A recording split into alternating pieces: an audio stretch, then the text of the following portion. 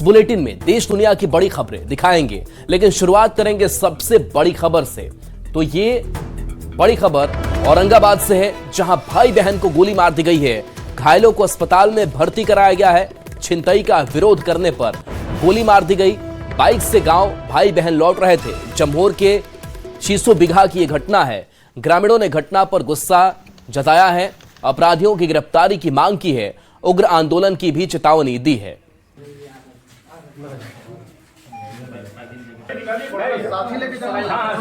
हम लोग आंदोलन करके एसपी साहब का घेराव कोठी को करेंगे और ये 12 घंटा के अंदर में जो घटना देने वाला व्यक्ति है उसको पकड़ करके हम लोग को जानकारी दें।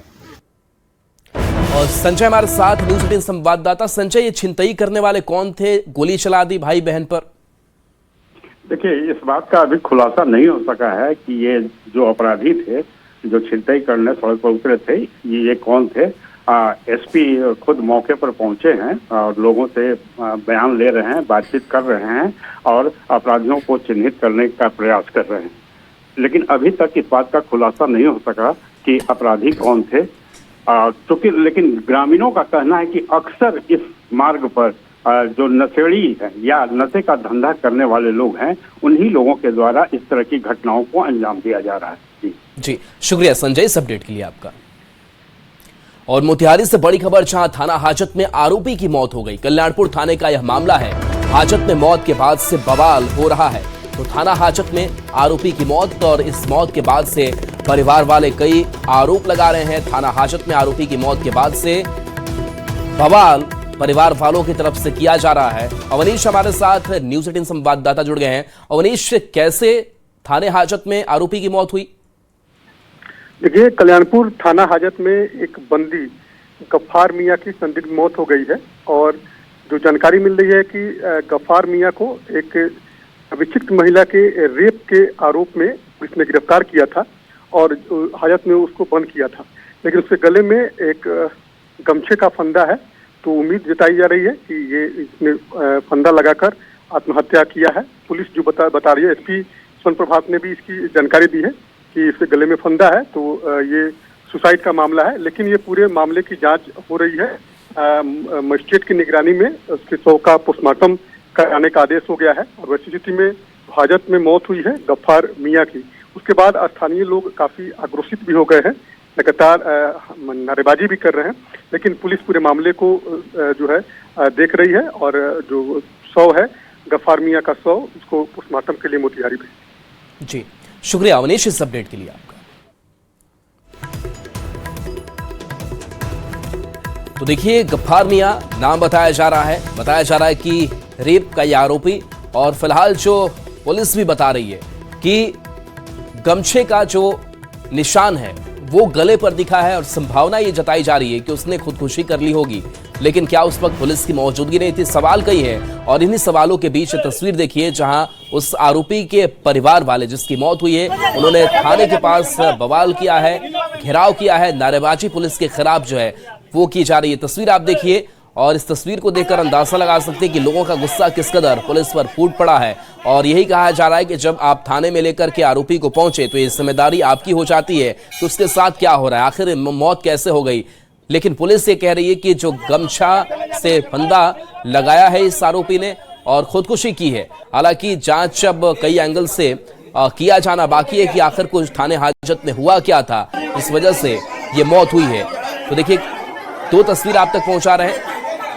पहली तस्वीर थाने के बाहर की है, जहां पर आरोपियों के जो परिवार वाले हैं, आरोपी के परिवार वाले, उनकी मौजूदगी है, वो हंगामा कर रहे हैं। दूसरी तस्वीर इस हाजत के अंदर की दिखा रहे हैं और इसी जगह पर उसकी मौत हो गई है आरोपी की, जो फंदे गले में लटका हुआ दिखाई दे रहा है। नई सरकार के गठन के बाद से माफिया पर नकेल कसने की कवायद जारी है। पटना में अवैध बालू खनन और पीले सोने की लूट के खिलाफ ऑपरेशन बालू माफिया चलाया जा रहा है। पुलिस प्रशासन ने अब सबसे बड़ी कार्रवाई शुरू की है। मनेर, बेहटा, रानी तालाब और पालीगंज, इन 4 इलाकों में पुलिस और खनन विभाग की विशेष संयुक्त टीमें बनाई गई है। हाल ही में दीघा से 28 ट्रैक्टर जब्त होने के बाद कार्रवाई और तेज कर दी गई है। बालू माफिया और भूमि से जुड़े अवैध कारोबार का आर्थिक तंत्र ध्वस्त करने के लिए स्पेशल टास्क फोर्स बनाया गया है। और बड़ी खबर जहां पटना के बेऊर थाना क्षेत्र में अवैध बालू खनन और परिवहन के खिलाफ कड़ी कार्रवाई की गई है। बड़ी कार्रवाई की गई है। एसडीओ, एसडीपीओ, खनन विभाग और पुलिस की संयुक्त टीम ने बेऊर मोड़ के पास बालू मंडी में छापेमारी की और अवैध रूप से बालू बेच रहे 9 ट्रैक्टरों को ट्रॉली के साथ जब्त कर लिया। इस दौरान एक व्यक्ति को भी गिरफ्तार किया गया है। सभी गाड़ियों पर खनन नियमावली 2024 के तहत 10.5 लाख रुपए का जुर्माना लगाया गया। और पटना से इस बीच बड़ी खबर जहां भ्रष्ट अफसर पर ईओयू का शिकंजा कसा है। विकास पदाधिकारी पर यह शिकंजा कसा गया है। भावेश कुमार सिंह के ठिकाने पर रेड हुई। आय से अधिक संपत्ति से जुड़ा हुआ यह पूरा मामला, एक साथ 6 ठिकाने पर यह छापेमारी की गई। पटना गोपालगंज में यह छापेमारी की गई। एक पेट्रोल पंप, एक राइस मिल सीज किया गया। इसके साथ साथ 40 लाख कैश और लाखों के जेवरात बरामद किए गए हैं। और सासाराम से बड़ी खबर जहां निगरानी विभाग ने छापेमारी की है। डेटा ऑपरेटर चंदन शर्मा की गिरफ्तारी हुई है। अकोड़ीगोला बीईओ के डेटा ऑपरेटर अरेस्ट किए गए हैं। 14,000 रुपए रिश्वत लेते गिरफ्तारी हुई। शिक्षकों के वेतन निर्धारण बदले घूस मांगने का इनके ऊपर आरोप। अकोड़ीगोला स्थित आवास से गिरफ्तारी हुई। ये लंबित रखे हुए थे पैसा के एवज में, मैंने पैसा हमको चाहिए तब हम काम करेंगे। कितना पैसा मांग रहे थे? पैसा 1500 रुपये प्रति व्यक्ति मांग रहे थे, लेकिन 14,000 को सौदा किए थे। कौन मांग रहा था? क्या नाम था? नाम था, माध्यम है ये चंदन शर्मा। ये चंदन कुमार शर्मा। मामला ये है कि सुनील कुमार एक शिक्षक हैं, ठीक है। वो अकोड़ीगोला में वेतन निर्धारण के लिए इनसे रिश्वत की मांग की जा रही थी, ठीक है। 10 आदमी का वेतन निर्धारण करना था, जिसके लिए 15,000 रुपये की मांग की जा रही थी। उसके बाद तो ये जो है रिश्वत देना नहीं चाहते थे, तो ये जाकर के वो निगरानी में आवेदन दिए। इसका सत्यापन हुआ। सत्यापन के बाद टीम का गठन हुआ। टीम के गठन में आज हम डीएसपी विंध्याचल प्रसाद, ये डीएसपी हैं केसी जायसवाल। और अगली बड़ी खबर सहरसा से है जहां काशीनगर थाना में मारपीट का आरोप लगा। पुलिस पर मारपीट करने का आरोप लगा है। शराब के नशे में शख्स पकड़ा गया था। गंभीर हालत में इलाज के लिए पटना रेफर किया गया है, लेकिन एसडीपीओ ने पिटाई से इनकार किया है और कहा है कि मिर्गी से तबीयत बिगड़ी और जिसके बाद से पुलिस ने उसे अस्पताल में भर्ती कराया है। लेकिन परिवार वाले कह रहे हैं कि उसके साथ मारपीट पुलिस ने की है और पुलिस की तरफ से कहा जा रहा है कि उसकी तबीयत बिगड़ गई थी, हमने अस्पताल में भर्ती कराया। तबीयत जो है न्यायिक हिरासत भेजने के लिए जब उनको गाड़ी पर बिठाया जा रहा था तो अचानक उनको जो है मिर्गी और चमकी का उनको दौरा आता था और उनको अचानक से ये दौरा आया और गाड़ी में बैठने क्रम में भी वो गिर भी गए और इसके बाद जो ये दौरा के कारण उनकी तबीयत बिगड़ गई और उनको जो हम लोगों ने अनुमंडल अस्पताल में पहले इलाज कराया। उसके बाद उनको बेहतर इलाज के लिए सदर अस्पताल और फिर यहाँ सूर्या अस्पताल में हम लोगों ने भर्ती कराया है। तो उनका जो है प्रारंभिक जांच हुआ है, सीटी स्कैन हुआ है और इसके बाद बेहतर इलाज के लिए उनको जो है पटना रेफर किया गया है। और पुलिस के द्वारा किसी भी प्रकार के इसमें जो है मारपीट की बात सही नहीं है। और रांची में ईडी की दबिश देखने को मिली। अवैध कफ सिरप मामले में छापेमारी हुई। देश भर में 25 ठिकाने पर यह छापेमारी की जा रही है, जिसमें यूपी, गुजरात, झारखंड में छापेमारी हुई। रांची में 2 जगहों पर रेड की गई। शैली ट्रेडर्स के ठिकाने पर दबिश दी गई। गोदाम और आवास पर छापेमारी हुई। करीब 4 घंटे बाद ताला तोड़कर गोदाम के अंदर टीम घुसी। बता दें कि रांची के तुपुदाना में ईडी की बड़ी कार्रवाई जारी है। शैली ट्रेडर्स के वेयरहाउस और सिल्वर स्प्रिंग अपार्टमेंट में छापेमारी की गई। फ्लैट नंबर 1C, जहां आरोपी शुभम जायसवाल किराए पर रहते थे, बंद मिला। इसके बाद टीम ने ताला तोड़वाकर जांच शुरू की। शुभम के शहर में कई ठिकाने होने की जानकारी भी सामने आई है। और धनबाद से बड़ी खबर, जहां धनबाद में ईडी की दबिश देखने को मिली। डेको आउटसोर्सिंग कंपनी में छापेमारी हुई। संचालक मनोज अग्रवाल के ठिकाने पर रेड की गई। सुधीर चौटाला और इंद्रराज भदौरिया के ठिकानों पर छापेमारी हुई। कोयला के अवैध कारोबार के जरिए अवैध संपत्ति मामले में छापेमारी जारी है। गोवा अग्निकांड से जुड़ी बड़ी खबर आ रही है। पासपोर्ट सस्पेंड होने के बाद अब लूथरा ब्रदर्स का थाईलैंड वीजा भी कैंसिल हो गया है। सूत्रों के मुताबिक थाईलैंड अथॉरिटी ने सौरभ और गौरव लूथरा का वीजा कैंसिल कर दिया है। पहले दोनों भाइयों का पासपोर्ट सस्पेंड हो चुका है। लूथरा ब्रदर्स को भारत लाने की तैयारी तेज हो गई है। उन्हें थाईलैंड के फुकेट से बैंकॉक इमिग्रेशन लाया गया है। रात में गौरव और सौरभ लूथरा को फुकेट के इमिग्रेशन सेंटर में रखा गया था। बैंकॉक में दोनों को इमरजेंसी ट्रैवल सर्टिफिकेट जारी किया जाएगा। सर्टिफिकेट जारी होते ही भारत लाने की प्रक्रिया तेज होगी। देखिए, रात भर यहाँ लूथरा बंधु रहे हैं और आज सुबह सुबह उनको फुकेट की इमिग्रेशन सेंटर से निकालकर बैंकॉक लेकर जाया गया है। इस वक्त हमारे पास कॉन्फर्मेशन है फुकेट इमिग्रेशन सेंटर के ऑफिशियल से, जिन्होंने कंफर्म किया है कि लूथरा बंधुओं को बैंकॉक इमिग्रेशन सेंटर ट्रांसफर कर दिया गया है। सुबह ही हवाई रास्ते से उनको लेकर जाया गया और अब जब वो बैंकॉक इमिग्रेशन सेंटर पहुंच गए हैं तो सारी कागजी कार्यवाही और तेजी से होगी। सबसे पहला काम जो होगा थाईलैंड की तरफ से वो है उनका वीजा रद्द करना। वीजा इसलिए रद्द किया जा रहा है क्योंकि वो यहाँ टूरिस्ट वीजा पर आए, ये कहकर आए कि वो यहाँ पे सैलानी है, टूरिज्म का मजा लेना चाहते हैं। लेकिन बाद में क्योंकि इंटरपोल का ब्लू नोटिस आया तो पता लगा कि वो भारतीय कानून से भागकर यहाँ आए हैं। क्योंकि गलत जानकारी दी, उसको बिना बनाकर उनका वीजा कैंसिल किया जा रहा है। बैंकॉक इमिग्रेशन सेंटर में इस वक्त ये काम हो रहा है। हम आपके साथ फुकेट इमिग्रेशन सेंटर से जुड़ रहे हैं जहां से उनको निकाल कर लेकर जाया गया है। एक बार उनका वीजा कैंसिल हो गया उसके बाद उनको बैंकॉक के कोर्ट में प्रोड्यूस किया जाएगा, जहां पे कोर्ट का ऑर्डर उनको इलीगल करार देगा। अगर उनके पास वीजा नहीं है तो वो थाईलैंड में लीगली नहीं रह रहे हैं, ये उस कोर्ट के ऑर्डर में आएगा। और एक बार ये पूरी कानूनी प्रक्रिया हो जाए तभी भारतीय अथॉरिटीज को हैंडओवर करने का जो प्रोसेस है वो शुरू किया जाएगा। मुख्यमंत्री ने पूर्व केंद्रीय गृह मंत्री और पूर्व लोकसभा स्पीकर शिवराज पाटिल के निधन पर संवेदना जताई है। मुख्यमंत्री ने अपने शोक संदेश में कहा कि उनका निधन दुखद है। शिवराज पाटिल ने अपने लंबे राजनीतिक करियर में देश के लिए कई प्रतिष्ठित पदों पर काम किया और देश की संवैधानिक प्रक्रिया में सक्रिय भूमिका निभाई। भारतीय राजनीति में उनके योगदान को हमेशा याद किया जाएगा। उनके निधन से राजनीतिक एवं सामाजिक क्षेत्र में अपूरणीय क्षति हुई है। यूपी बीजेपी के नए अध्यक्ष के ऐलान से जुड़ी बड़ी खबर है। यूपी सरकार के मंत्रियों को कल लखनऊ में रहने को कहा गया है। योगी सरकार के सभी मंत्रियों को लखनऊ में रहने के निर्देश हैं। कल बीजेपी प्रदेश अध्यक्ष का नामांकन है। 13 दिसंबर को बीजेपी प्रदेश अध्यक्ष का नामांकन होगा। 14 दिसंबर को बीजेपी के नए प्रदेश अध्यक्ष की घोषणा हो जाएगी। बीजेपी प्रदेश अध्यक्ष चुनाव से जुड़ी एक और बड़ी खबर। बीजेपी प्रदेश अध्यक्ष की चर्चा में 2 नाम शामिल है। केंद्रीय राज्य मंत्री पंकज चौधरी का नाम रेस में शामिल है तो पशुपालन मंत्री धर्मपाल सिंह का नाम इस दौर में शामिल है।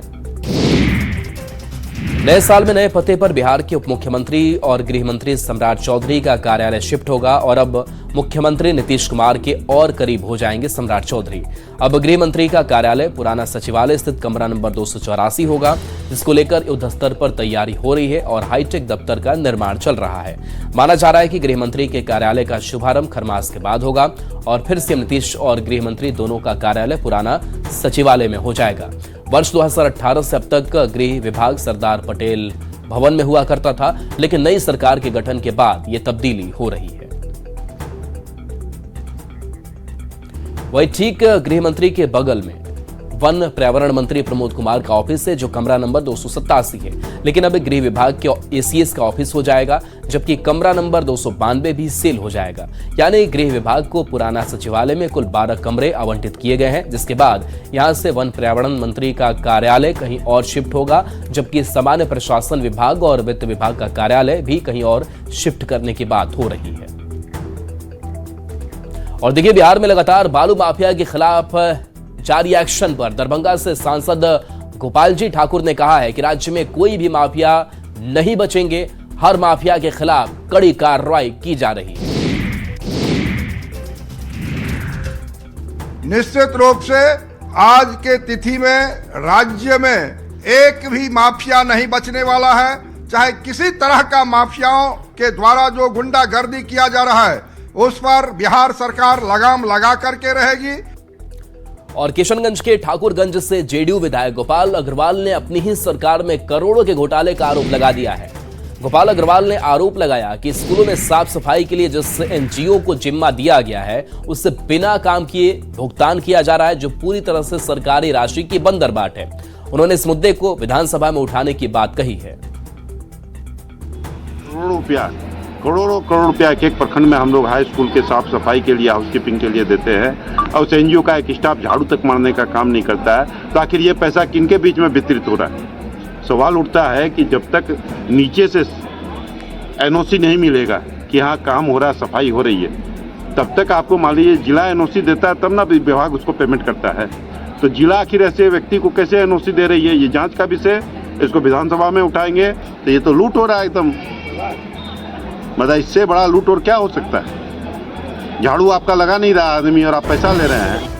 भागलपुर से बड़ी खबर, जहां पूर्व विधायक ने शिकायत की है। ललन पासवान ने शिकायत दर्ज कराई है। ट्रेन के कोच में उन्हें चूहे का आतंक दिखा। सोशल मीडिया पर वीडियो भी वायरल हुआ। रेलवे की परेशानी जब हुई तो उन्होंने शिकायत भी की और रेल प्रबंधन के जवाब का इंतजार भी कर रहे हैं। राजेंद्र नगर बांका इंटरसिटी ट्रेन की घटना है। फिर 35 से पूर्व विधायक ललन पासवान है जिनको चूहे ने परेशान किया। के साथ उसको मारा गया और दुखद है, चिंता की बात है, इस निजीकरण के, प्राइवेटाइजेशन के कारण, आउटसोर्सिंग के कारण रेलवे की दुर्दशा कर दी गई है। कोई मेंटेनेंस नहीं होता है, सब कुछ जो है कि प्राइवेट कंपनियों को फायदे पहुंचाने के लिए मेंटेनेंस के नाम पर जीरो, साफ सफाई के नाम पर जीरो। यात्री जब फर्स्ट एसी में सुरक्षित नहीं है तो आप समझ सकते हैं कि बाकी क्लास का क्या स्थिति होता होगा। स्टार महिला पहलवान विनेश फोगाट ने एक बार फिर से सभी को चौंकाते हुए रिटायरमेंट से वापसी का बड़ा फैसला किया है। विनेश फोगाट ने ऐलान किया है कि वो रिटायर नहीं होंगी और अब उनकी नजरें सीधे 2028 लॉस एंजलिस ओलंपिक्स पर है। विनेश ने कहा कि वो दोबारा मैट पर लौटने के लिए तैयार है। फिर इस ओलंपिक में वजन विवाद के बाद उन्होंने संन्यास की घोषणा की। सीतामढ़ी में ठंड का असर अब लोगों के सेहत पर दिखाई देने लगा है। बदलते मौसम में लोग तेजी से बीमार हो रहे हैं। सीतामढ़ी सदर अस्पताल में ठंड की वजह से बीमार मरीजों की भीड़ देखी जा रही है। रजिस्ट्रेशन काउंटर की संख्या कम होने की वजह से लोगों को अपने इलाज को लेकर घंटों लाइन में लगना पड़ रहा है। 4 दशकों के बाद भागलपुर से हवाई सेवा शुरू होने की उम्मीद जगी है। सुल्तानगंज में न्यू ग्रीनफील्ड एयरपोर्ट बनने का रास्ता लगभग साफ हो गया है। 931 एकड़ जमीन अधिग्रहण की जानी है। इसको लेकर सरकार ने बीते दिनों 472 करोड़ रुपए दिए थे। ऐसे में जमीन अधिग्रहण की प्रक्रिया जल्द शुरू हो जाएगी। डीएम ने भी जगह का निरीक्षण कर कई पहलुओं को देखा। फिलहाल काम में तेजी लाई गई है, जिसे देखकर संभावना जताई जा रही है कि 2026 में शिलान्यास किया जा सकता है।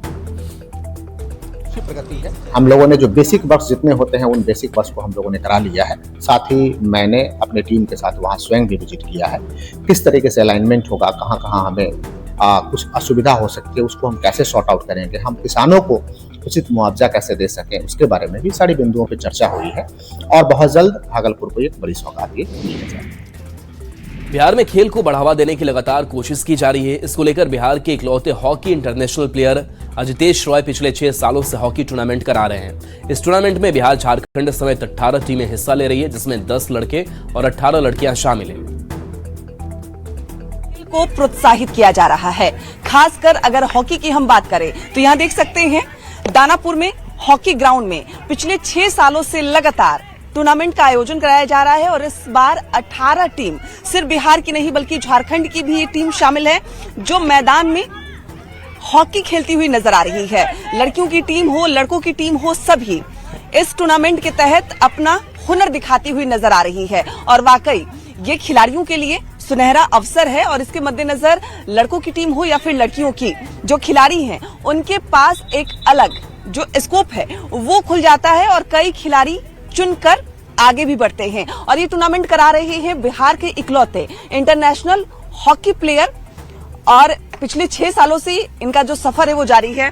6 सालों से लगातार हॉकी को प्रमोट कर रही हैं आप। Thanks for coming. और मेरे को बहुत अच्छा लग रहा है कि ये 6ठे साल भी हम ये टूर्नामेंट करवा रहे हैं यहाँ पर। मैं अपने फादर के नाम पे मेमोरियल टूर्नामेंट करवाते हैं, आर के रॉय हॉकी मेमोरियल टूर्नामेंट।